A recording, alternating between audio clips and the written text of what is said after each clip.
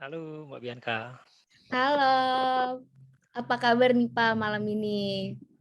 Baik, baik. Oke, mungkin Bapak mau kenalan dulu nih Pak sama partisipan kita yang udah hampir mendekati 370 partisipan loh, luar biasa banget nih malam Wow, ini. banyak banget ya. Antusias banget nih pasti ya. Iya, bisa dilihat dari kolom chat nih Pak, udah banyak banget yang komen. Oke, Iya, materi belum disampaikan sudah ada pertanyaan loh. iya loh. Oke, mungkin Antusias Bapak banget. mau kenalan dulu nih Oke, Pak. oke, thank you Mbak Bianca. Halo teman-teman semua. Ya, perkenalkan ya. Saya Ari, dulunya saya juga pencari kerja kok, sama seperti teman-teman semua. Ya, ya mungkin malam ini saya akan sharing sedikit gitu ya, karena kebetulan saya juga memang banyak bergelut di proses rekrutmen gitu ya, dan kemudian melihat proses rekrutmen itu dari awal sampai akhir. Ya semoga nanti di 1 jam ini kita bisa belajar banyak, kemudian teman-teman juga punya insight gitu ya, punya ide baru apa yang harus dilakukan supaya ya hal-hal yang bisa menghambat itu diperkecil kemunculannya. Jadi semoga setelah ini besok langsung dapat telepon, dapat panggilan kerja gitu ya. Itu harapannya ya. Oke, Itu aja. oke. Oke, Mbak Bianca. Oke, terima kasih banyak, Pak. Mungkin kita bisa langsung aja ya masuk ke materi. Waktu dan tempat dipersilakan, Pak. Oke. Nah, ini waktunya saya berarti ya. Oke, malam teman-teman semua. Jadi malam ini memang kesempatan yang bagus untuk kita belajar walaupun malam dan Rabu malam itu memang identik dengan waktunya belajar gitu ya. Jadi di beberapa komunitas memang Rabu malam itu dijadikan tempat untuk berkumpul. Kenapa? Karena kalau Senin kepagian istilahnya gitu ya. Kalau Jumat sudah kemalaman, di pikirannya cuma libur gitu ya, Sabtu libur gitu. Jadi memang waktu yang tepat itu hari Rabu ya, jam 8 ya, walaupun agak malam tapi saya senang ternyata antusiasnya luar biasa sampai 381. Ya mungkin ada juga nih yang sudah jam 9 mungkin ya, karena perbedaan waktu gitu ya.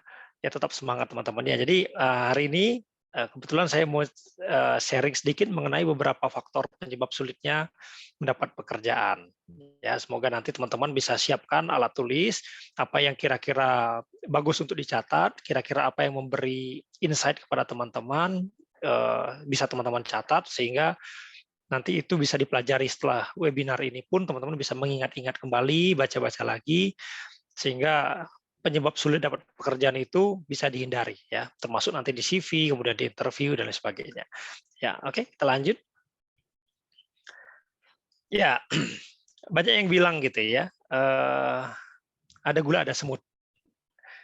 Tapi terkadang kita balik gitu ya, kita terbalik. Menyebut ada gula ada semut itu ibarat seperti ini, ada perusahaan ada karyawan gitu ya. Seolah-olah hanya karyawanlah pencari kerjanya yang menjadi semut gitu ya. Dan gulanya itu adalah perusahaan tempat kita bekerja. Tapi ini terbalik ya, teman-teman. Saya mau ceritakan sedikit bahwa sebenarnya di dalam dunia kerja itu rekrutmen itu dilakukan ada alasannya, ya. Bukan sekedar kita ingin merekrut, bukan sekedar kita ingin mencari orang, bukan sekedar ingin menambah jumlah karyawan, bukan. Ya, jadi ada alasannya kenapa kita melakukan. Nah, siapa yang bisa direkrut? Ya tentunya orang-orang yang eh, punya istilahnya punya gula gitu ya, pemanis dalam hidupnya. Artinya kalau kita tidak punya daya tarik, kira-kira apa yang akan bisa diperhatikan dan dilihat oleh perusahaan. Gitu ya. Jadi kalau kita tidak punya sesuatu yang diperlukan oleh perusahaan, tidak memerlukan skill yang dibutuhkan untuk sukses dalam pekerjaan, jadi tidak ada alasan perusahaan untuk merekrut kita. Istilahnya begitu gitu ya. Artinya kita itu bisa ditemukan, kita bisa diterima kalau kita itu punya sesuatu dalam diri kita. Jadi bukan hanya kita sibuk mengejar, mencari perusahaan, mencari pekerjaan, keliling sana kemari, ngirim CV sana kemari, tanpa kita punya skill set, tanpa kita punya kemampuan atau punya sesuatu yang ada di dalam diri kita untuk melakukan pekerjaan atau menunjang pekerjaan, ya seperti itu. Oke, kita lanjut. Oke, saya sambil lanjut ya teman-teman semua. Oke, masih yang tadi. Oke.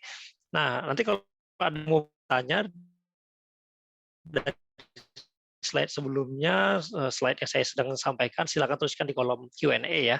Jadi sambil jalan nanti pertanyaan boleh masuk terus gitu ya. Nah, apa dan siapa yang perusahaan cari? Nah, seperti saya bilang tadi, ya tentunya orang yang kompeten ya. Kompeten itu apa? Ya, kita bicara kompeten itu ada knowledge, pengetahuan, skill, keterampilan dan attitude ya. Orang bilang knowledge itu bisa dipelajari, skill bisa dilatih, attitude itu bawaan. Ya, artinya orang yang kompeten itu tidak hanya dilihat dari apakah orang itu pintar saja, oh belum tentu. Apakah orang itu mampu melakukan pekerjaan saja, belum tentu. Apakah orang itu hanya sekedar punya attitude baik, bisa diterima bekerja, belum tentu juga.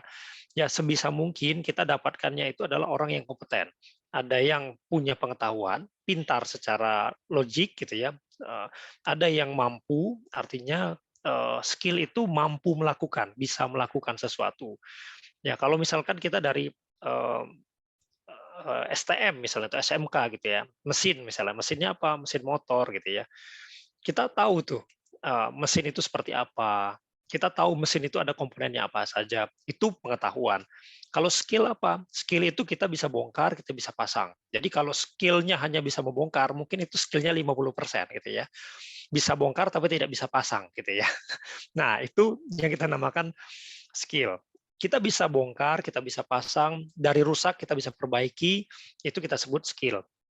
Tapi attitude itu bicara pada sikap, ya, sikap kita bagaimana, cara pembawaan diri kita, cara kita membawa diri kita di hadapan orang lain, cara kita bertutur kata, ya, cara kita memilih pakaian ketika kita akan datang interview gitu. Nah, itu semua bagian dari attitude gitu ya. Nah, itu orang yang kompeten. Kemudian orang yang culture fit. Culture fit itu begini, kalau kita melamar di pabrik, kebetulan saya banyak di pabrik gitu ya.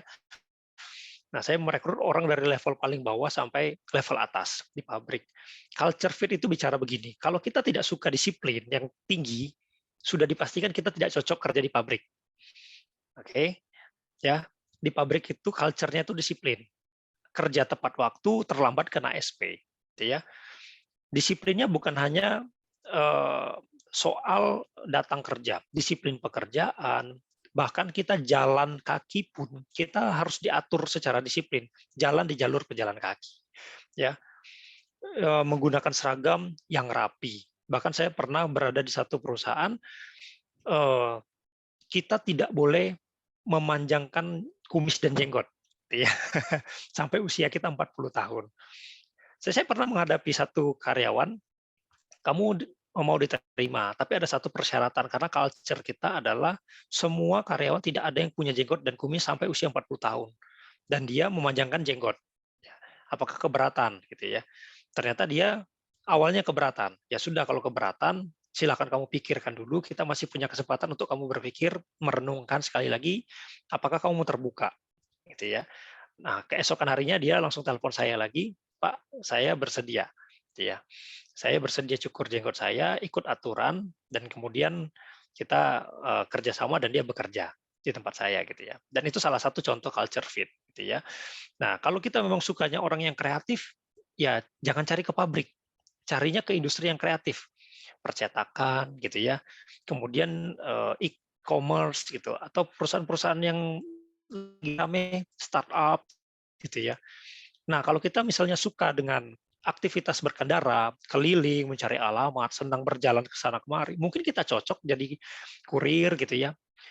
Kita kerja di JNE, kerja di JNT, mungkin kita cocok juga jadi driver gitu ya. Ya itu pekerjaan yang bagus kok gitu ya sekarang. Gitu ya. Jadi jangan melihat dari pekerjaan hanya jadi orang pabrik. Kalau kita tidak cocok secara culture, secara budaya, ya itu akan menyiksa kita sendiri. Ya. Nah, kita pasti akan mencari orang yang cocok dengan budaya di mana perusahaan ada gitu ya. Nah, kemudian memenuhi kualifikasi standar tentu, misalnya kita cari operator ya lulusannya pasti SMA. Lulusan SMP apakah boleh? Ya, sudah tidak memenuhi kualifikasi standar. Kalau dia lulusan paket C boleh? Boleh, karena paket C setara dengan SMA dan SMK. Gitu ya. Nah, kemudian etika, yang memiliki etika itu saya bilang attitude-nya bagus, etikanya bagus, itu pasti ya. Etika itu kan bawaan kita pelajari. Nah, yang paling penting yang kedua paling bawah ini, yang seringkali jarang kita temukan ketika ada pencari kerja. semangat kerja dan kemauan bekerja. Jadi datang ketika dipanggil untuk interview dan psikotes, harusnya itu sudah kita datangi dengan semangat dan kemauan. Nah, ini kadang-kadang yang sering tidak ditemukan. Jadi datang itu dengan pakaian yang lusuh, rambut yang tidak rapi, kemudian jalannya yang lesu, loyo gitu ya.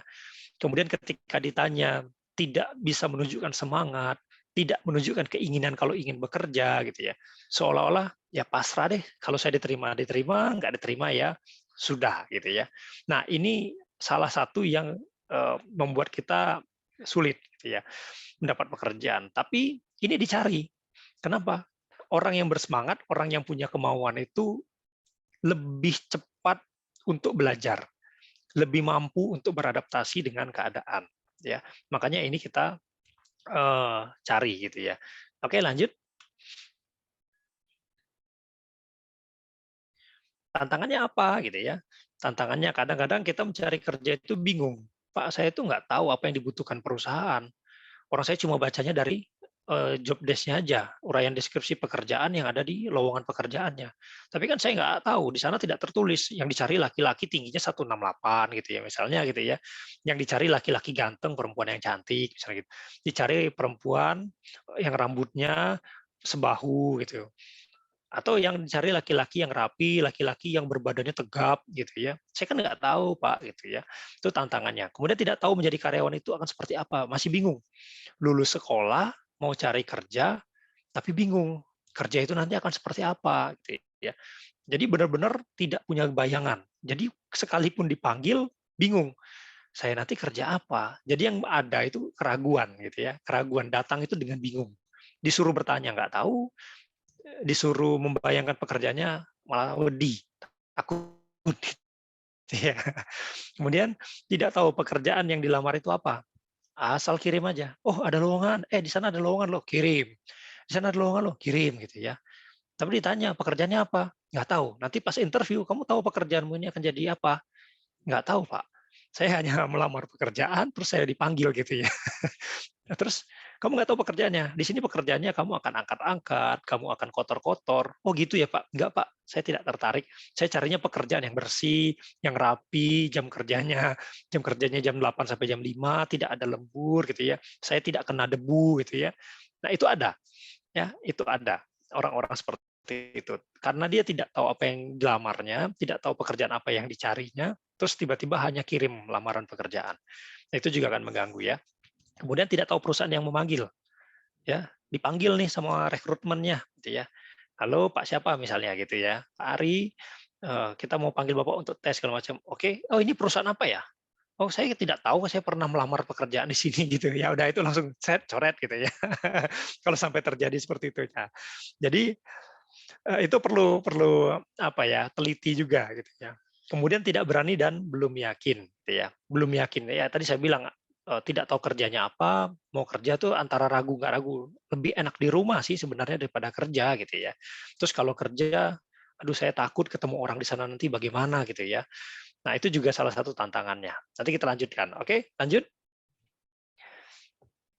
Nah, nah sebagai pencari kerja apa sih yang diperlukan gitu ya, yang kita perlukan sebagai pencari kerja tentunya, saya dulu pernah juga di posisi teman-teman sekitar 10-11 tahun yang lalu lah gitu ya, mungkin hampir 12 tahun yang lalu.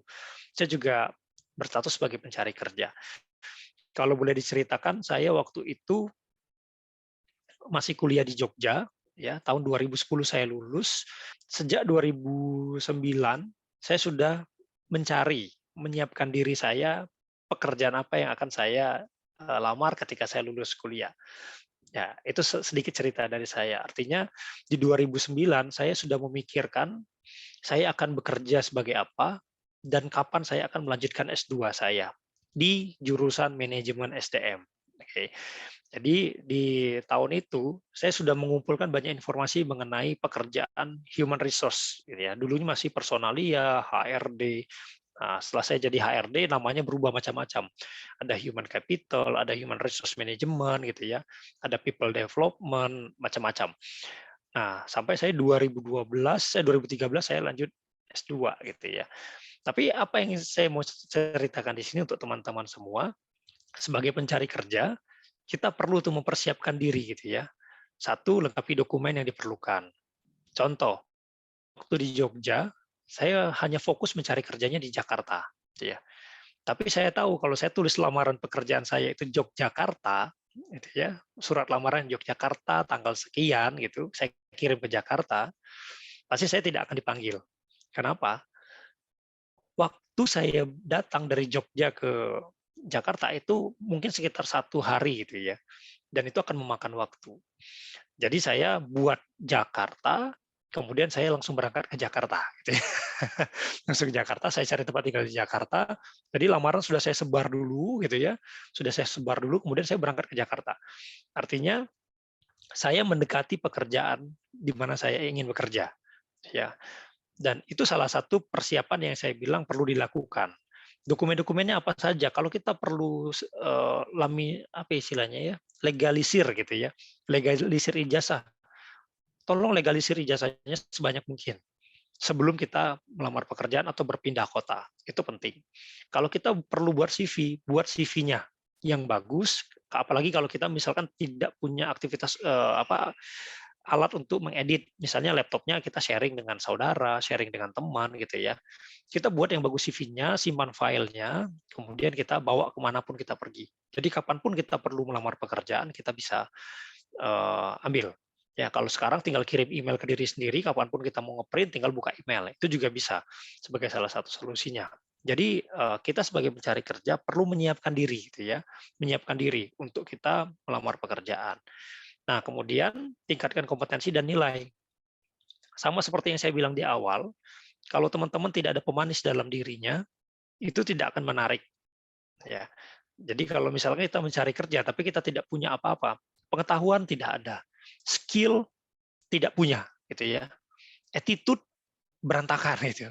Ya itu jangan salahkan rekrutmennya, jangan salahkan perusahaannya untuk tidak merekrut Anda gitu ya. Kenapa? Tidak ada yang dibutuhkan dari Anda gitu ya. Nah ini bahasa yang kalau saya bilang bahasa rekrutmen seperti itu. Ya, di balik layar rekrutmen itu ngomongnya kasar kok ya. Ya, saya bilang gitu. Tapi kenapa? Maksudnya kita perlu meningkatkan kompetensi kita bahwa kita yang butuh pekerjaan, perusahaan membutuhkan karyawan. Kita sebenarnya sama-sama membutuhkan. Ya, perusahaan itu membutuhkan orang yang bisa mengerjakan pekerjaan, melaksanakan pekerjaan, sementara karyawan ini butuh pekerjaan. Artinya perusahaan rela membayar kita untuk melakukan pekerjaan, dan karyawan harusnya mampu melakukan pekerjaan supaya dihargai. Kan kita saling mutualisme, ya hubungan mutualisme. Artinya paham bahwa tidak akan ada satupun pencari kerja yang rela, Pak, saya mau bekerja tidak digaji pun nggak apa-apa. Ya, kalaupun ada yang ngomong begitu, saya yakin itu hanya paling bertahan 1-2 minggu gitu ya. Ketika masuk tanggal gajian, lihat teman-temannya terima transferan, itu udah panas hati juga gitu. Jadi ya itu hal yang wajar ketika kita masuk dunia kerja, dunia profesional, bahwa perusahaan merekrut kita, perusahaan akan membayar upah kita. Kompensasinya apa? Ya karyawan yang bekerja perlu menunjukkan kompetensi, kemampuan bekerja, dan kontribusi. Untuk bisa melakukan itu, ya pastinya pencari kerja perlu punya kompetensi, skill, yang tadi saya bilang. Kalau kita bekerjanya di bengkel, kita tidak bisa buka mesin, tidak tahu kunci yang kita pakai, ya itu juga salah. Itu aja sudah ketahuan bahwa dia tidak mampu bekerja gitu ya. Nah, itu contoh saja. Kalau kita kerja di administrasi, kita tidak bisa pegang komputer atau tidak pernah sama sekali buka komputer. Microsoft Excel kita tidak tahu, ngetik kita juga tidak tahu, atau jangan-jangan nyalakan komputer dan laptop kita juga gaptek gitu ya. Nah, ini kan jadi masalah. Itu yang kita sebut kompetensi. Ya kalau itu tidak punya, ya kita perlu balik lagi ke nomor 1 tadi, persiapkan diri dulu gitu ya. Kalau perlu belajar, ya belajar dulu komputer. Kalau kita perlu kursus, kursus dulu gitu ya. Apa yang tidak kita mengerti, ya kita pelajari. Kalau kita tidak punya tempat untuk belajar, tidak punya teman untuk belajar, ya pintarnya kan punya solusi, misalnya mengajar, ada kursus-kursus yang bisa dipelajari gitu ya. Itu salah satu tools yang bisa kita gunakan. Kalau saya dulu ya, saya belum pernah menemukan ada platform seperti Pintarnya ini gitu ya. Jadi di mana saya belajar, ya saya belajarnya dari Google. Google itu kan punya banyak artikel, punya banyak tulisan yang bisa kita pelajari. Sekarang kalau kita tidak suka membaca, ya tinggal kita cari di YouTube gitu ya. Di YouTube banyak. Kita tinggal cari keyword apa yang mau dipelajari, tinggal kita dengarkan. Ya, kita harus rela berkorban lah. Pak, kuotanya kan gede Pak kalau nonton YouTube. Ya, namanya perjuangan itu harus ada yang dikorbankan gitu ya. Kalau kita berjuang tapi semuanya mau untung, ya itu namanya maruk gitu ya. Mau untung tapi tidak mau bermodal gitu ya. Itu juga nggak bisa. Nah, kemudian yang ketiga, bangun motivasi dan disiplin. Nah, motivasi seperti yang bilang tadi. Motivasi itu kerja itu harus muncul dari diri sendiri. Jadi kalau tidak punya motivasi untuk bekerja, ya seperti saya bilang, datang itu pasti akan dengan lemah, lesu, tidak bertenaga, tidak punya orientasi gitu ya. Nah, itu sebagai pencari kerja kita perlu bangun gitu ya. Kita beneran mau kerja atau enggak? Itu perlu ditanyakan dalam diri kita. Atau pertanyaan lebih spesifik, kita melamar di pekerjaan admin. Saya bener nggak sih mau kerja sebagai admin? Atau kita kerja sebagai teknisi misalnya, engineer, mekanik gitu ya. Saya bener nggak sih mau kerja jadi mekanik? Soalnya saya ini nggak suka tangan saya kesentuh oli itu nggak suka gitu. Tapi kenapa ya saya melamar pekerja di mekanik gitu ya? Nah, itu perlu dipertanyakan. Kalau misalnya kita tidak termotivasi dengan pekerjaan itu, ya saya pikir coba dievaluasi lagi gitu ya. Jangan-jangan memang kita tidak cocok bekerja di bagian itu. Ya, kalau kita misalnya mau kerja di admin, coba tanya, bener nggak sih saya mau kerja di admin? Oh, saya nggak bisa komputer kok. Atau jangan-jangan saya cuma ikut-ikutan karena teman apply-nya admin, ya saya admin juga deh gitu ya. Nah, itu perlu ya, dicek ke diri sendiri. Yang mana sebenarnya yang kita bawa gitu ya. Apakah kita punya motivasi nggak gitu ya untuk melakukan pekerjaan ini. Oke, lanjut. Nah, ini ilustrasinya gitu ya. Kalau motivasi itu ya kita mengejar sesuatu itu ada dorongannya. Apakah itu ya macam-macam lah ya. Ada yang uang, ada yang kesehatan, ada yang diperjuangkan. Tapi saya mau bilang begini, ketika teman-teman memperjuangkan sesuatu, ketika teman-teman mencari kerja, teman-teman harus punya satu prinsip di dalam diri teman-teman. Sebenarnya teman-teman itu sedang memperjuangkan apa. Ya. Bukan hanya ingin mendapatkan apa, tapi sedang memperjuangkan apa. Macam-macam gitu ya. Teman-teman tuh ada yang memperjuangkan, misalnya saya ingin memperjuangkan karir. Saya sedang memperjuangkan ingin mengubah kehidupan saya. Saya itu dari kecil susah. Saya ingin hidup saya lebih baik. Saya ingin orang tua saya tidak lagi terbeban oleh saya. Saya ingin hidup mandiri, macam-macam ya. Silakan teman-teman. Teman-teman itu sebenarnya berjuang untuk apa? Dan itu biasanya akan memotivasi. Dan lalu kalau sudah muncul motivasi, kita disiplin gitu ya. Disiplin. Kalau tadi misalnya kita harus meningkatkan skill, kompetensi kita, ya latih terus secara disiplin. Jadi hanya punya motivasi tidak melakukan dengan disiplin, yaitu ibaratnya punya keinginan tapi kita tidak melakukan apa-apa. Ya sekedar punya keinginan saja. Ya jadi kita harus barengin gitu ya. Kita punya motivasi ditambah dengan kita lakukan dengan disiplin, lengkapi diri kita, tambah pengetahuan kita, latih skill kita, dan itu lakukan secara disiplin. Disiplin bangun pagi itu juga hal penting. Disiplin membuat rencana itu juga disiplin gitu ya. Nah itu yang perlu dilakukan. Oke, lanjut. Nah, ini kalau misalnya teman-teman nanti sampai ke wawancara kerja, nah teman-teman perlu tahu, ya, kenali diri sendiri dulu. Tadi sudah banyak saya ceritakan sebenarnya gitu ya. Ini hanya tinggal ringkasannya aja. Misalnya teman-teman perlu mengenali diri sendiri. Motivasi kerjanya harus ada, tunjukkan keinginan dan semangat kerja, jangan perhitungan, latihan berbicara dengan jelas, serius dan santai. Nah, bagian yang 3 terbawah ini yang penting, ya. Teman-teman kalau dalam wawancara kerja, jangan cuma perhitungan. Jadi jangan didatang pertama waktu interview langsung bertanya, "Pak, gaji saya berapa?" "Bu, saya akan digaji berapa?" "Pak, jam kerja saya berapa?" "Saya nggak mau jam kerja saya lembur. Saya mau kerjanya dengan gaya saya sendiri, saya tidak mau diatur," gitu ya. Ya ini berbahaya sekali gitu ya. Nah ini maksud saya, perlu diperhatikan ya ketika kita melakukan wawancara kerja. Kemudian latihan berbicara dengan jelas, nah itu penting. Jangan sampai nanti waktu wawancara dipanggil datang, "Namamu siapa?" "Nama saya," bingung gitu ya. Terus, "Kamu kenapa mau kerja di sini?" Kenapa ya? Nggak tahu saya Pak, gitu ya. Nggak tahu saya Bu, pokoknya saya datang aja karena dipanggil gitu. Oke. Nah, ini perlu latihan. Kalau perlu teman-teman perlu latihan bicara. Kalau saya ditanya ini gimana saya menjawabnya ya? Kalau saya ditanya, "Kenapa kamu mau jadi mekanik? Kenapa kamu mau menjadi admin?" Gitu ya. "Kenapa kamu tidak melanjutkan kuliah? Kenapa kamu lulus SMA langsung bekerja?" Gitu ya. Disiapkan jawabannya, ya. "Kenapa kamu kuliah jurusannya teknik industri kok cari kerjanya mekanik?" Misalnya gitu. Ya. "Kenapa kamu lulus S1 langsung S2?" Gitu. Terus S2 bukannya jadi dosen, kenapa jadi kerja mau jadi staf gitu ya. Itu kan pertanyaan gitu. Pertanyaan yang mungkin ditanyakan. Nah, teman-teman perlu latihan, persiapkan jawabannya sehingga nanti waktu wawancara teman-teman bisa menjawab dengan jelas gitu ya, dengan tenang. Karena kebingungan, keraguan menjawab itu hanya memancing rekruter akan berpikir, ini serius nggak ya dia menjawabnya ya? Ini jawabannya tuh jujur nggak ya? Ya akhirnya apa? Kalau sudah muncul prasangka seperti itu dari rekrutmen, akan dicari tuh. Ah, tanya lagi deh, memastikan, tanya lagi deh, memastikan. Ya akhirnya ya biasanya gitu ya, rekrutmen tidak akan pernah kalah. Biasanya yang akan terpojok pencari kerjanya gitu ya, akan bingung. Aduh, saya nggak siapkan jawaban itu. Jadi gimana ini ya? Nah, itu perlu dilatih. Kalau perlu belajar ditulis apa yang harus saya jawab gitu ya. Poin-poin apa yang harus akan saya sampaikan kalau saya ditanya ini itu gitu ya. Nah, itu perlu dilatih. Oke, lanjut Fabian Kak. Nah, ini hindari gitu ya. Hindari kesombongan dan arogansi. Nah, ini penting ya, teman-teman tolong catat bagian ini. Ketika wawancara, hindari kesombongan dan arogansi. Ini kenapa saya tuliskan, seringkali yang datang kita wawancara itu membawa ego, di mana, oh saya anak anggota dewan, saya maunya lolos tes.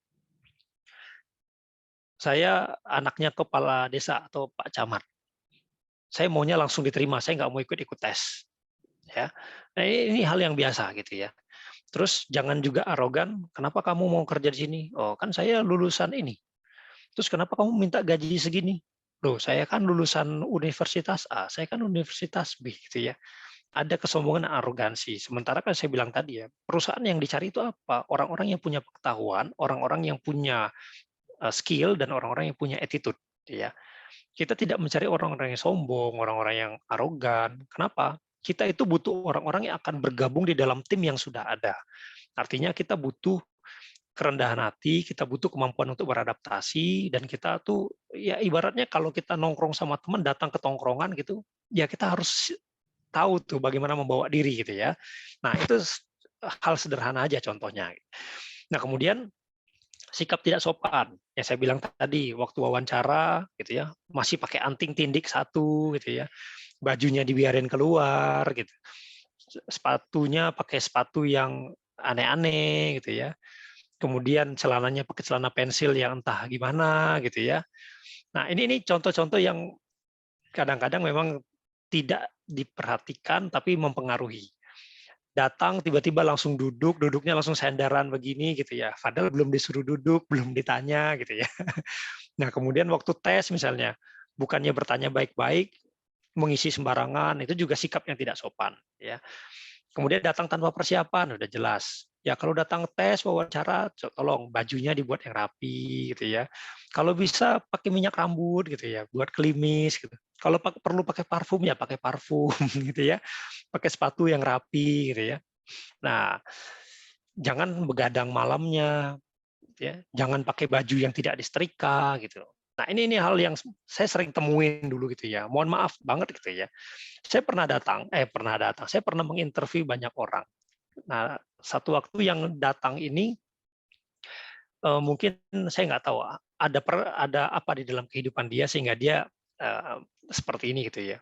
Jadi tanpa persiapan sama sekali, baju lusuh, rambut, agak berantakan, tidak disisir rapi, dan yang paling parahnya apa, mohon maaf sebelumnya, bau mulutnya dalam radius 2 meter kecium, gitu ya. Karena saya menginterview selalu jaraknya jauh gitu ya. Kenapa? Supaya saya bisa melihat orang itu jalannya bagaimana, kemudian ketegasan bicaranya seperti apa.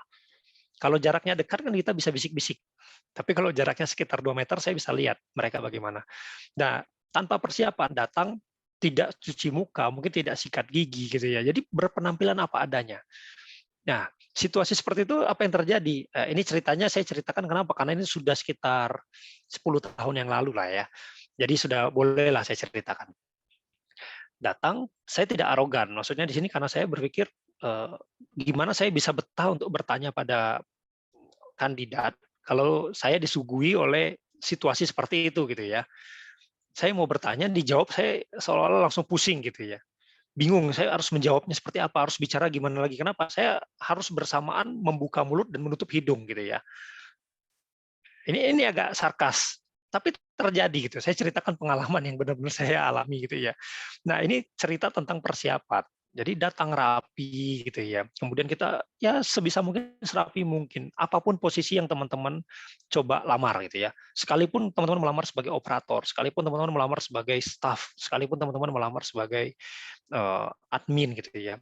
Coba datang dengan persiapan. Nah, kemudian hindari bingung tentang diri sendiri, saya bilang, ngapain gitu ya kerja. Kalau nggak siap bekerja, mendingan mundur dulu, ya. Yakinkan diri sendiri dulu bahwa memang mau kerja, ya. Terus pilih-pilih, pilih-pilih perhitungan. Kamu mau nggak kalau kamu kerjanya di sini? Enggak Pak, saya maunya dekat rumah. Kamu mau nggak kerja di bagian ini? Enggak Pak, saya mau kerjanya dengan teman saya yang tadi sudah diterima. Ada teman saya yang sudah diterima sebulan yang lalu Pak, saya mau satu tim dengan dia. Kalau nggak satu tim, saya nggak mau gitu. Ya, jangan begitu, pilih-pilih. Kerja itu sudah bagian dari kedewasaan, kita yang memilih, kita yang menjalani. Jadi tidak lagi bergantung pada teman, tidak lagi bergantung pada orang lain, ya. Jangan memaksa. Jangan memaksa tuh gini, "Pak, pokoknya saya diterima. Kalau tidak diterima saya demo, Pak." Ya, ini berbahaya ya. Ya, tapi ini terjadi, terjadi. Jadi kita itu ingin membangun hubungan yang baik. Jadi teman-teman perlu ingat gitu ya bahwa mencari kerja itu kita sedang mencoba membangun hubungan baik antara kita sebagai pekerja dengan perusahaan. Di perusahaan itu ada banyak orang, ada atasan kita, ada rekan kerja, ada pemilik perusahaannya. Nah, kita sedang membangun hubungan yang baik. Kalau kita sudah sampai arogansi, memaksa, nah itu sudah tidak baik. Di mana kita membangun hubungan yang baik dengan dasar pemaksaan, itu nggak mungkin gitu ya, nggak mungkin. Nah, kemudian hindari pemalsuan data dan informasi. Kalau kita belum pernah kerja, jangan membeli surat pengalaman kerja. Itu jelas. Ya, kalau kita tidak pernah bekerja sebelumnya, jangan pernah membeli surat pengalaman kerja dari Tokopedia, Shopee, segala macamnya. Ya, saya sudah pernah menemukan itu. Ya, waktu saya telepon perusahaan sebelumnya, ternyata tidak ada nama orang itu, langsung coret. Ada juga yang ketahuannya kenapa? Ini kebetulan, kenapa? Karena perusahaan tempat dia bekerja sebelumnya, nama HRD manajernya itu adalah teman saya. Jadi waktu saya cek, loh kok bukan nama dia gitu ya. Tahunnya masih bekerja ini, saya cek. Kok ini? Oh enggak, itu enggak ada orang nama itu. Berarti dia pemalsuan data, ya pemalsuan informasi. Kita jujur aja, ya. Tidak ada salah dengan kejujuran gitu ya. Sekalipun kita kita butuh pekerjaan, jujur aja. Kalau memang kita tidak punya experience, tidak punya pengalaman, kita sampaikan tidak punya pengalaman. Tapi kita tunjukkan kalau kita punya semangat bekerja, kita punya kemauan bekerja, kita mau belajar, kita melakukan tes dan interview ini dengan persiapan, ya. Itu hal yang penting. Oke, lanjut. Oke, ternyata udah habis, Mbak Bianca.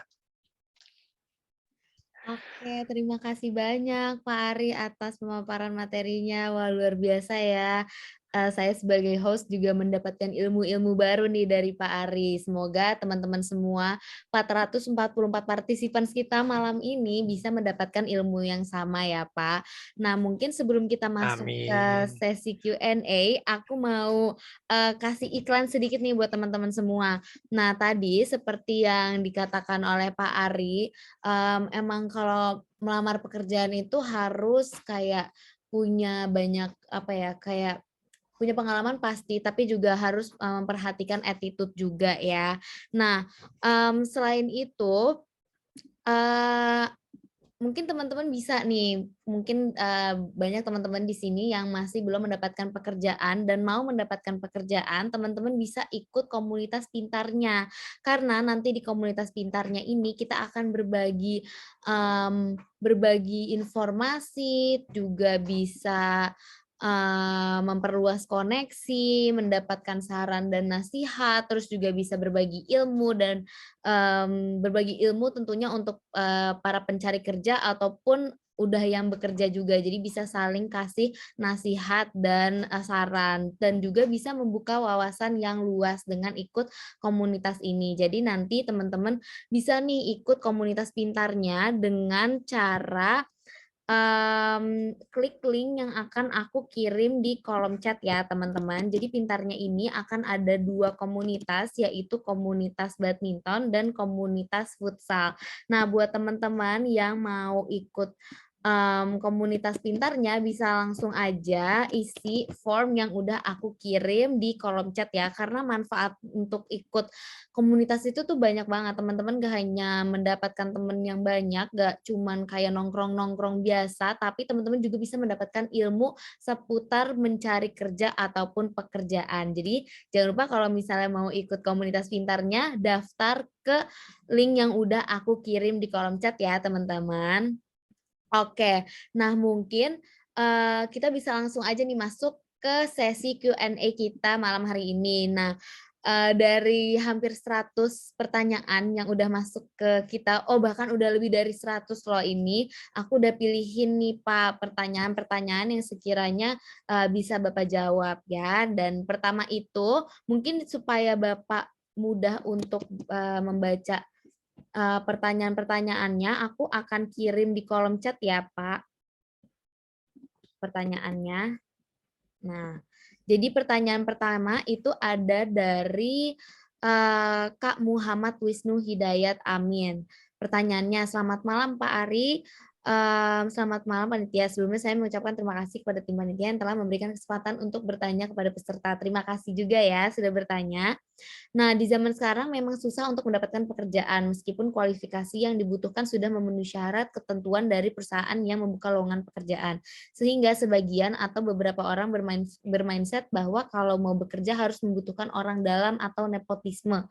Padahal tidak semua perusahaan yang memberlakukan ataupun memperbolehkan adanya hubungan keluarga dengan karyawan di perusahaan yang dilamar. Bagaimana caranya mengubah pola Mhm. pikir atau mindset seseorang bahwa jikalau ingin melamar pekerjaan ke suatu perusahaan itu harus ada orang dalamnya dulu? Terima kasih, Pak. Oke, saya langsung jawab ya. Iya, Pak, boleh langsung jawab. Oke, Mas Wisnu, thank you pertanyaannya ini menarik nih. Ya, yang bisa menyelesaikan mindset kita itu diri kita sendiri sebenarnya ya. Yang mau mengubah itu kita sendiri. Nah, tapi Mas Wisnu saya ceritakan sedikit begini gitu ya. Saya eh, memulai karir saya itu sebagai seorang diri gitu ya. Saya pernah datang malah ke satu perusahaan. Jadi saya datang tes, kemudian saya di hari itu prosesnya langsung gitu ya.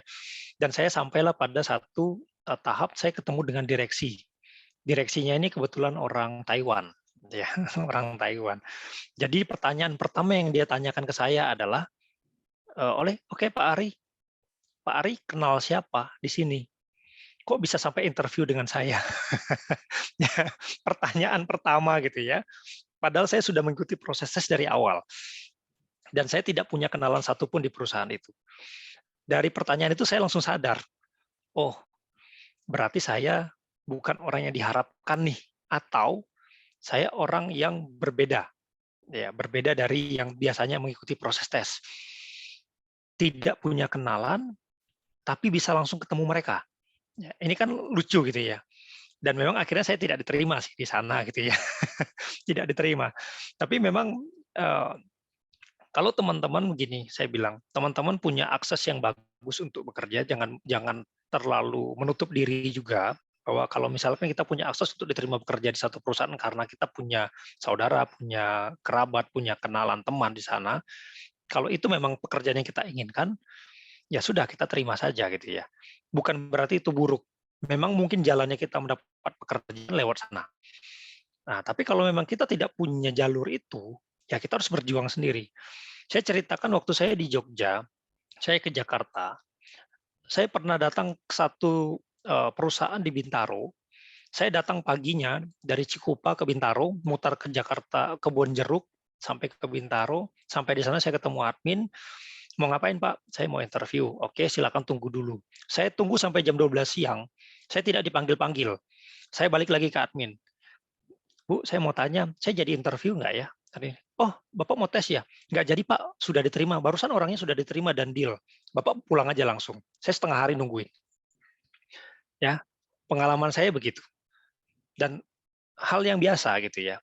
Saya bilang, "Kenapa bisa begitu? Saya tidak punya kenalan, saya tidak punya ini." Saya masuk ke Jakarta ya saya cari sendiri. Bahkan saya bertanya ke saudara gitu ya, "Saya mau ke sini, saya lewat mana, jalannya apa, naik mobilnya apa, angkutannya apa." Saya kelilingin gitu ya. Eee, Kalau kita batasin pikiran kita dengan masuk kerja hanya karena nepotisme, atau kita tidak dapat pekerjaan karena kita tidak punya orang dalam, itu sama seperti kita memperkecil peluang kita sendiri, ya. Nah, padahal yang seharusnya terjadi itu adalah, yang tadi saya bilang ilustrasi di awal tadi, perbesar kapasitas gulanya nih di dalam diri kita. Sehingga yang datang ke kita itu perusahaan-perusahaan, semut itu mencari kita gitu ya. Karena kita yang akan membantu perusahaan melakukan pekerjaan itu. Ya, kalau kita tidak bisa melakukan apapun, tidak akan dilirik. Jadi, saya bilang tadi, ya perlengkapi diri kita, skill apa yang kita bisa lakukan, skill tingkatkan. Kalau kita perlu latihan, dimanapun kita latihkan skill kita, di tempat yang tidak dikenal sekalipun nggak apa-apa. Yang penting kita latih terus skill itu. Sampai ada waktu nanti kita apply lagi di satu tempat, ya kita apply gitu ya. Dan kita ada pembuktian bahwa kita memang bisa melakukan. Jadi jangan batasi pikiran kita hanya karena, oh ada orang dalam. Jadi saya tidak bisa diterima. Oh yang lain diterima karena ada papanya, ada yang lain sebagainya. Bukan karena saya gitu ya. Saya tidak bisa apa-apa. Nah itu yang perlu kita latihkan gitu ya. Nah yang terpenting dari itu sebenarnya adalah eh, bukan bagaimana kita masuk dan bagaimana kita diterima di pekerjaan. Nah, ini tolong teman-teman catat ya. Yang terpenting itu adalah bagaimana kita melaksanakan pekerjaan kita, melakukan pekerjaan ketika kita sudah diterima. Itu jauh lebih penting daripada bagaimana kita masuk. Banyak orang yang bisa masuk, tapi ketika di dalam tidak perform. Ujungnya apa? Jadi beban masalah, kemudian ya berakhirnya di PHK. Ya, kalau kita memang bisa melakukan pekerjaan, kita pasti dipertahankan. Ya, kita pasti diterima. Cara masuknya sekalipun gitu ya. Saya bertemu dengan orang yang pendidikannya SMA tapi tidak tergantikan. Tidak tergantikan. Banyak orang yang sudah lulusan sarjana mau masuk, kemudian dia menggantikan posisinya, bukan dia yang digantikan, tapi para sarjana itu yang akhirnya tersingkirkan. Kenapa? Karena memang pendidikan dia rendah, tapi kemampuannya, kemampuan kerjanya itu sudah diakui. Ya. Nah, itu hal yang penting. Jadi saya bilang jangan batasin pikiran kita dengan nepotisme, karena nepotisme itu sebenarnya hanya satu istilah yang entah kenapa mencengkram pikiran kita. Ya, bagi saya, kalau teman-teman bisa masuk bekerja dimanapun melalui orang tua, melalui saudara, nggak apa-apa. Ya, itu hal yang baik gitu ya. Jadi jangan menutup diri juga. Ya, tapi kalau misalnya teman-teman harus berjuang, ya berjuang. Karena yang terpenting perjuangannya itu adalah gimana teman-teman menyelesaikan pekerjaan dan melaksanakan ketika nanti sudah diterima bekerja itu gitu ya. Itu yang paling penting. Ya. Oke, terima kasih banyak Pak Ari atas jawabannya. Semoga jawaban tadi bisa menjawab ya Kak Muhammad Wisnu Hidayat. Nah, mungkin kita bisa langsung aja masuk ke pertanyaan selanjutnya. Ada dari Kak Marsha Azhar. Izin bertanya, apa faktor yang menjadikan seseorang sulit mendapat pekerjaan kalau dilihat dari CV? Lalu bagaimana membuat format CV yang benar agar diterima di pekerjaan yang sedang dilamar? Terima kasih Pak. Oke. Nah, ini tadi ada juga yang bertanya, kalau saya sekilas membaca tadi ya, gimana kalau CV kita beda, yang kita lamar apa, kemudian background kita apa gitu ya, nggak apa-apa sekalian gitu ya. Nah, ya yang menjadikan kita sulit itu sebenarnya karena CV kita itu tidak jelas. Ya, tidak jelas. Kenapa? Kita mau melamar pekerjaannya di bagian apa, tapi kita tidak tuliskan di situ. Untuk pencari kerja pertama, ya di level-level entry level gitu ya, artinya baru lulus SMA, baru lulus kuliah mencari kerja. Nah, yang paling penting itu adalah informasi tentang diri kita. Ya, informasi tentang diri kita. Artinya, apakah kita menuliskan foto kita yang bagus atau enggak, representatif atau enggak, kemudian nomor telepon kita aktif atau tidak, ya email kita aktif atau tidak, gitu ya. Nah, dan kemudian yang kita lihat juga adalah aktivitas dan kegiatan. Nah, bukan berarti orang yang tidak punya aktivitas organisasi kegiatan itu tidak punya peluang bekerja, enggak juga gitu ya. Pasti akan ada jalannya. Cuma CV kita buat menarik, terutama gini, untuk beberapa posisi yang umum, kita tidak akan membuat satu spesifikasi yang detail. Ya, misalkan kita mencari orang IT, programmer, bahasa pemrograman Oracle. Nah, kalau itu kita udah pasti carinya orangnya spesifik. Ya, kalau kita tidak tuliskan kita mampu menggunakan bahasa pemrograman atau tidak mengerti Oracle, ya sudah pasti kita tidak akan dipanggil, itu udah jelas. Tapi kalau pekerjaannya umum, misalkan pekerjaan admin, staf HR misalnya gitu ya, atau pekerjaan operator atau pekerjaan mekanik, itu kan pekerjaan yang umum gitu ya. Nah, yang penting di sana adalah apa? Penampilan CV kita itu rapi gitu ya, bagus, foto kita jelas, kemudian nomor telepon kita aktif, dan kemudian bisa dihubungin. Nah, ini yang paling penting. Kadang-kadang kita ngirim CV, tapi karena kita tidak bisa dihubungin, kita kehilangan kesempatan. Ya, ada banyak tuh yang seperti itu gitu ya. Waktu dia ditelepon, karena dia tahu telepon ini mungkin terlalu sering menerima telepon dari bank mungkin ya, atau terlalu sering menerima telepon dari debt collector mungkin, ketika nomor telepon perusahaan menghubungi, nadanya langsung tinggi, halo gitu ya. Jadi orang rekrutmen langsung bingung, wah kenapa ini gitu ya, bukannya baik-baik gitu ya. Nah itu juga bisa jadi masalah gitu.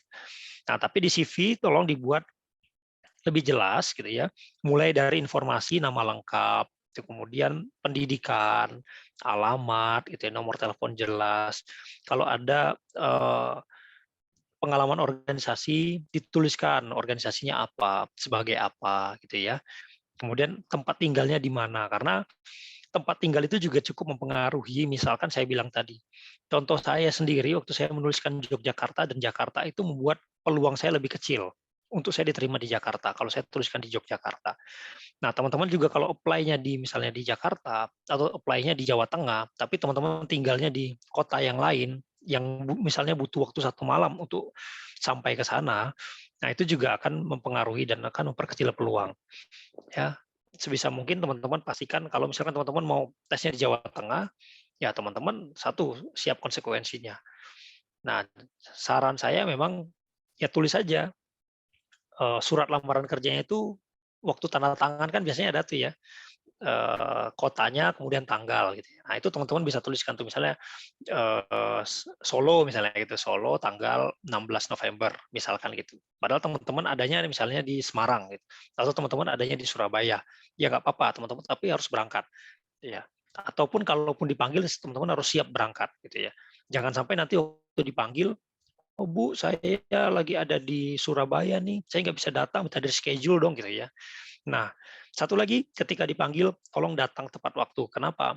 Karena semakin umum posisi yang kita lamar, jumlah pelamarnya makin besar. Kalau kita dipanggil, manfaatkan itu dengan sebaik mungkin. Karena ketika kita melamar satu pekerjaan yang posisinya umum dan kita menyepelekan, artinya bisa nggak ya ditunda, saya nggak sempat datang segala macam, itu kesempatan itu pasti akan hilang. Saya bisa pastikan pasti akan hilang. Kenapa? Karena pelamarnya pasti banyak, ya. Yang membutuhkan pekerjaan itu pasti banyak. Jadi ketika dipanggil, manfaatkan. Datang tepat waktu, jawab, "Iya Pak, iya Bu, saya pasti datang, saya bisa datang." Ya, itu dengan tegas sampaikan dengan baik. Itu pasti akan membuka peluang yang baik untuk teman-teman, ya. Mungkin itu jawabannya Mbak Bianca. Oke, terima kasih banyak Pak Ari. Wah, luar biasa ya, jawabannya panjang dan jelas. Terima kasih banyak ya Pak Ari atas jawabannya. Nah, kita mungkin bisa lanjut ke pertanyaan selanjutnya, ada dari Kak Harisma Yoki. Terima kasih sebelumnya atas kesempatannya untuk bertanya Pak Ari dan admin. Di sini saya mau tanya, kebanyakan dari kriteria atau syarat melamar di suatu instansi atau perusahaan untuk bekerja adalah berpenampilan menarik. Hal ini menyebabkan bahwa maaf dalam tanda kutip menyudutkan seseorang yang kurang menarik dalam penampilannya. Sedangkan dalam skill dan kompetensinya ini baik atau bahkan bisa menaikkan kualitas dan nama instansi atau perusahaan tersebut. Nah, gimana nih Pak menurut Bapak? Apakah pantas sebuah perusahaan atau instansi menolak untuk merekrut orang tersebut hanya karena penampilannya kurang menarik? Pertanyaan yang dipilih ini mantap sekali nih. Ya, jadi penampilan menarik itu dalam dunia profesional itu seperti kewajiban gitu ya, bukan pilihan gitu. Kenapa? Artinya begini teman-teman, saya bilang tadi di awal, konsepnya itu adalah kita ini akan berusaha membangun hubungan baik dengan perusahaan, dengan orang baru gitu ya. Kita sebagai mencari kerja datang gitu ya. Ibaratnya begini, teman-teman pernah nggak datang ke rumah saudaranya atau ke rumah tetangga, tapi berpakaian compang-camping gitu ya. Atau datang tanpa memakai baju atau celana, suka-suka kita aja gitu. Pernah nggak? Enggak kan gitu ya. Kenapa? Ya karena kita tahu gitu. Kalau saya datang ke sana mungkin saya akan ditendang gitu kan. Mungkin saya akan diusir gitu. Nah, atau begini, contoh sebaiknya, contoh lainnya. Pernah nggak teman-teman ketika suka sama seseorang gitu ya, kemudian membiarkan penampilan apa, kemudian berpakaian singlet gitu ya, mencoba mendekati pasangan, gebetannya atau orang yang disukain gitu. Pernah nggak? Saya yakin enggak gitu ya. Kenapa? Itu tidak mungkin kita lakukan. Berpenampilan kita kerja, ini kita kan mencitrakan lembaga yang punya kredibilitas, ya. Lembaga yang punya kredibilitas, punya customer yang memperhatikan, karyawannya itu dipandang oleh lingkungan gitu ya. Dan kita datang dengan penampilan yang tidak rapi, ya. Nah, itu hal yang menurut saya juga salah gitu ya. Jadi syarat penampilan menarik itu bukan diskriminasi ya teman-teman ya. Sekali lagi ya, itu bukan diskriminasi. Tapi kalau misalkan harus yang agama tertentu, harus suku tertentu, itu kita bisa sebut diskriminasi. Ya, tapi kalau hanya berpenampilan menarik, itu bukan diskriminasi. Ya, seperti saya bilang tadi, saya mencari seorang resepsionis misalkan gitu ya. Boleh nggak saya menuliskan bahwa harus berpenampilan menarik? Ya boleh. Kenapa? Karena memang yang akan bekerja sebagai resepsionis pasti orang yang berpenampilan menarik. Ya. Bagi rekrutmen apa? Nih saya kasih tahu sudut pandangnya, perspektifnya rekrutmen supaya teman-teman juga mengerti. Ketika kita mencari pekerjaan, yang kita hadapi itu adalah orang yang akan menilai. Ya, orang yang akan menilai. Ingat ya, kita akan berhadapan dengan orang yang akan menilai. Jadi kalau kita melamar, misalkan kita mau melamar sebagai resepsionis, kita berpenampilan seperti tukang sapu misalnya gitu. Nah kira-kira nih, bayangin aja kira-kira gitu. Rekruternya setuju nggak atau mau nggak terima kita gitu ya. Atau saya pernah mengalami begini, ada satu orang mau bekerja sebagai operator, tapi rambutnya klimisnya bukan main dan tangannya licin gitu ya. Laki-laki, sorry. Ini laki-laki, tangannya licin gitu ya. Kalau saya agak kreatif kalau wawancara. Saya mau Pak kerja sebagai operator, tapi rambutnya klimis. Kamu mau kerja kotor? Mau Pak. Kamu kalau waktu kosong kerjanya ngapain? Saya bantu orang tua ngangkat-ngangkat batu Pak, jadi kuli bangunan. Oh ya? Coba saya lihat telapak tanganmu. Saya raba begini. Tangannya licin. Kira-kira ada nggak orang yang angkat batu, gitu ya, tangannya licin? Nggak ada. Yang ada kapalan. Ya, ya itu contoh gitu ya. Jadi ini aja. Jadi kita ketika datang melamar kerja, dipersyaratkan tertentu, kita penuhi saja gitu ya. Itu jalan terbaik. Jangan membangkang, jangan menolak. Artinya jangan rebel sebelum kita diterima. Bahkan baru mau ikut proses tes saja kita sudah rebel gitu ya. Ini jadi masalah. Ya tinggal datang aja. Kalau mereka butuh penampilan menarik, ya kita rapikan penampilan kita. Sesederhana itu aja. Tidak perlu dipermasalahkan. Ya. Emang kesulitan penampilan menarik apa? Ya laki-laki itu paling mudah gitu ya. Laki-laki itu paling mudah untuk berpenampilan menarik, pakai baju kemeja sebelum berangkat ke pangkas rambut. Ya, selesai. Sudah rapi, baju dimasukin, selesai gitu ya. Jangan pakai sandal jepit. Ya, udah rapi. Kalau perempuan mungkin agak lebih ribet gitu ya.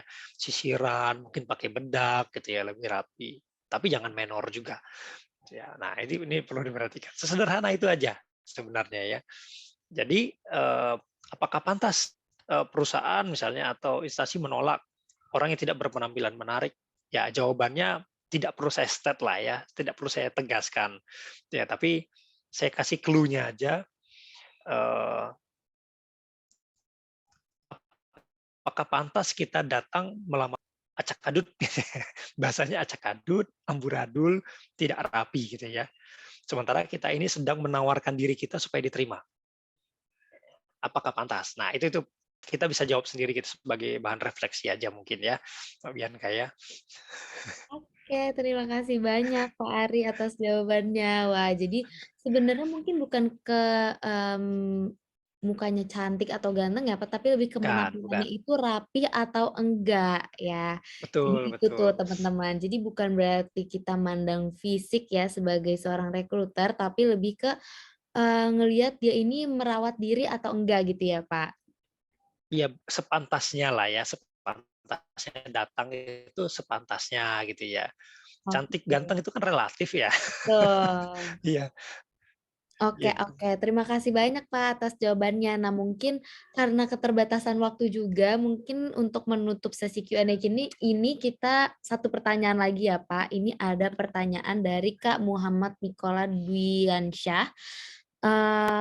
Banyak fresh graduate yang belum lulus ingin bekerja dan banyak mencari pengalaman, tapi setiap perusahaan yang buka lowongan membutuhkan pengalaman minimal itu 1 sampai 2 tahun. Bagaimana kita bisa memulai mendapatkan pengalaman jika yang dibutuhkan hanya yang berpengalaman? Solusi untuk bisa dapat pengalaman melalui magang nyatanya pun sulit, hanya kualifikasi yang masih jadi mahasiswa saja.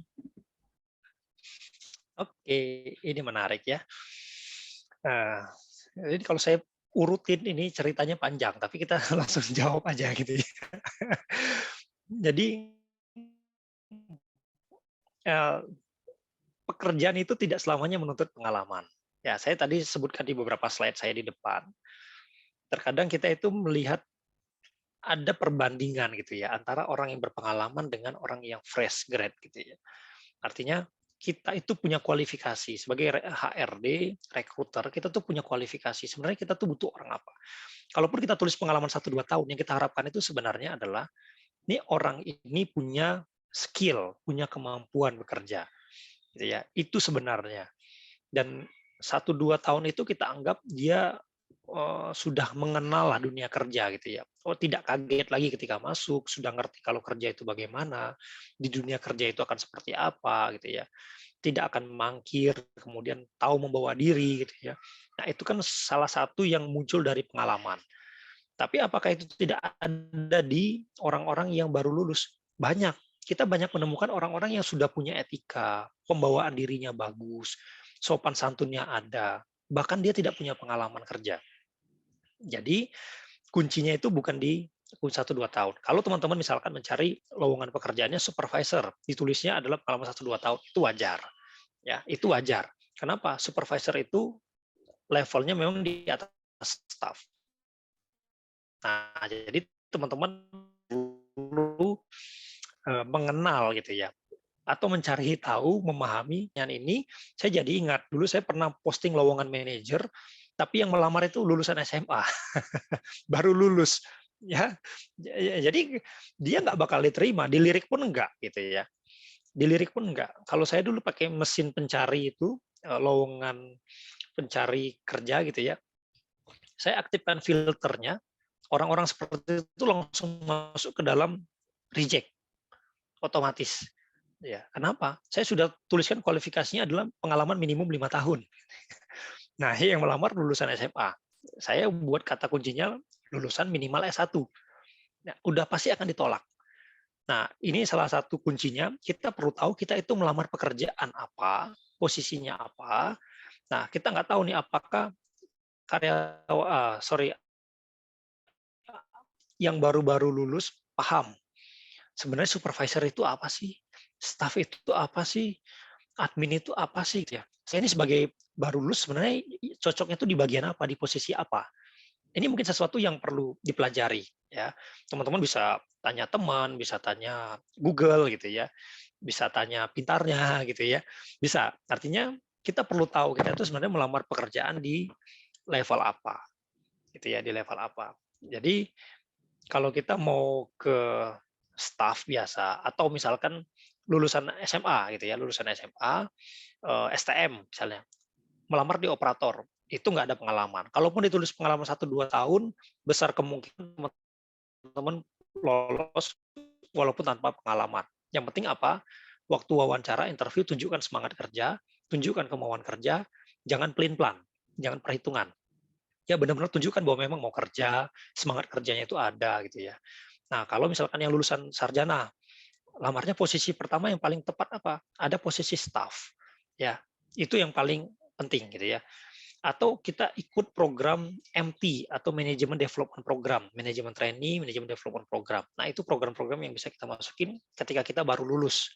Ya, ini untuk yang baru lulus. Tapi kalau kita sudah punya pengalaman 2-3 tahun, ya boleh. Kita apply-nya, melamarnya di posisi supervisor, posisi senior staff, posisi officer gitu ya. Itu sudah boleh. Tapi kalau kita baru lulus, baru pertama kali mencari kerja, ya kenalin posisinya. Ya, operator, admin, staff. Nah, itu posisi-posisi yang entry level kalau kita bilang ya level-level pemula gitu ya, baru pertama kali bekerja. Gitu. Ya. Mungkin itu jawabannya. Oke, terima kasih banyak Pak Ari atas jawaban-jawabannya. Wah, luar biasa banget ya jawaban itu panjang, lengkap, detail. Wah, pokoknya pasti menjawab pertanyaan-pertanyaan yang teman-teman sudah ajukan. Nah, mungkin walaupun di sini totalnya ada 121 pertanyaan nih Pak, tapi karena Iya. keterbatasan waktu, kita nggak bisa jawab semuanya. Semoga dari 4 pertanyaan tadi bisa mewakili pertanyaan-pertanyaan teman-teman semua, dan semoga tadi pemaparan materi Pak Ari juga bisa, menjawab pertanyaan-pertanyaan teman-teman ya. Karena banyak banget nih di sini yang bertanya, tapi sebenarnya pertanyaannya itu jawabannya udah dijelasin tadi pas di pemaparan materi. Jadi kalau misalnya teman-teman nyimak pasti udah tahu nih jawabannya ya. Nah mungkin ini adalah akhir dari sesi Q&A kita. Sebelum penutupan, mungkin, sebelum menutup aku mau mengucapkan terima kasih dulu kepada Pak Ari yang sudah menjadi pembicara yang Sama-sama. luar biasa malam ini. Dilihat dari partisipansnya ya, sangat antusias untuk mendengarkan materi kita malam hari ini. Terima kasih banyak Pak Ari. Sama-sama, terima kasih banyak. Semoga teman-teman dapat ide dan inspirasi ya malam Amin ini. amin, pastinya ya. Nah, mungkin Pak Ari kalau misalnya sudah mau keluar dari ruangan, bisa keluar? Oke, saya duluan kalau begitu ya, silakan Oke. dilanjut lagi ya. Iya, Oke, terima terima kasih kasih Pak teman-teman Ari. semua. Ya. Nah, oke buat teman-teman semua